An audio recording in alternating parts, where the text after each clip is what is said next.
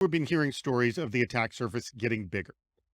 Now it just seems infinite. So, do we need to be thinking about the attack surface differently so it doesn't appear so unwieldy, which is what it appears like right now? We see the exact same thing. I mean, even in the last year alone, we've seen the number of assets folks have online double.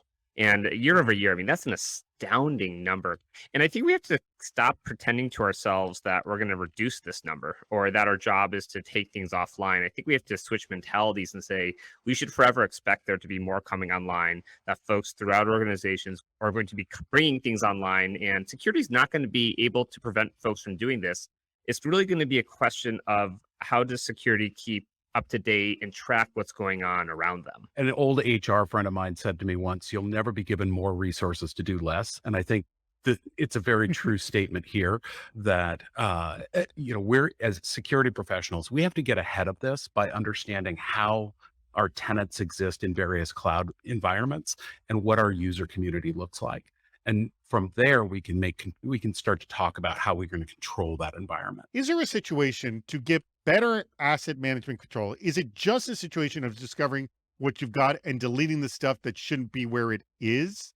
Or is it just really gap analysis? I think you're always going to be playing catch up if you're in that kind of former situation. So I think it's not a notion of we're going to clean this up once and this problem will go away. I think it's more of a matter of how do we provide ourselves with continuous visibility under the assumption that this is actually just going to keep getting worse. I almost would challenge the fundamental here, right? If you start from the perspective that you think you know everything, you're wrong. And so to Zakir's point, you've got to, whether it's attack surface outside or in systems internally, you've got to know what's in the environment on a continuous basis. And you've got to be detecting for variance, right? So the conversation stops being one of, oh, I've done my audit of the environment and turns into one of, I have continuous visibility to the areas I need to see. I have a really good question that just came in from Rich Mason. Do you consider fake networks and devices to be part of your attack surface? Why or why not secure? I would say probably no, because it doesn't sound like they're valuable. Usually for us, I think customers will say, let's figure out how to segment those out. Like don't feed us noise. Maybe it's something you want to be aware of, but I doubt that's where people want to prioritize their effort. I think making it part of the attack surface monitoring gives you better visibility again to what an attacker is seeing and whether or not, for example, you might be giving a very rich honeypot over on a particular system that is seen from the outside world as something as a valuable target versus looking at the rest of the environment. Hello, welcome to the Department of Yes, where no request is ever rejected. Increase your attack surface so the threat actors get lost trying to find the important stuff. This is a great idea. It makes the attacker's job harder, and that's strictly better. And here's the great thing about adding more. You don't have to know what you already have.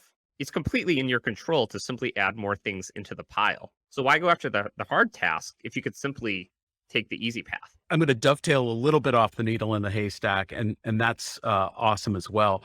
But it actually gains so much more support from the rest of the IT organizations because they're not having to go do all of that work, and that means they'll buy me more beer. What point? Alan asks, what is the process for incorporating threat modeling into the entire attack surface management process?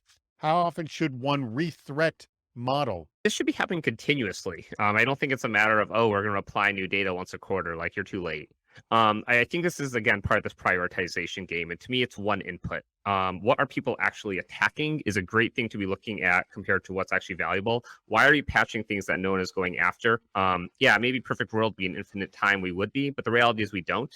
And I think it's just another input into how you decide what you want to fix first. I think, especially watching things like the data breach intelligence report, right? Every year it tells you a lot about what's happening and where things are going. And if you watch it year over year, you can start to predict where the next attack surface is going to come from and start to put your controls in place before that.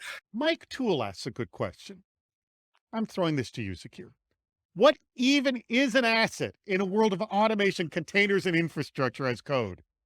All Yeah. right, you're laughing. What is I love this. I love this question. To me, it's anything that can pose a risk. It has to be a very kind of abstract, fluid. It could be a website, it could be a bucket, it could be a container, it could be an API, it could be a login. It could be a device. Anything that someone might use to attack you, like, is something that you want to be accounting for. When we talk about information overload, one of the biggest challenges that I see for information security professionals these days is there's too many places to find too much data. We have to simplify, simplify, simplify. And that's part of what an offering like Census brings, is that ability to see in a single pane of glass what's really going on, which is part of the reason that we make such heavy use of it. I guess my big thing is this problem isn't going away. It's just getting worse. Every piece of data we see is, again, this 2.5 times number is just mind boggling to me. Like 2.5 times as many assets. It's like, I feel like we expect number 5%, 10%, 2.5 times as many. And we're gonna have to get after this. It's not going away.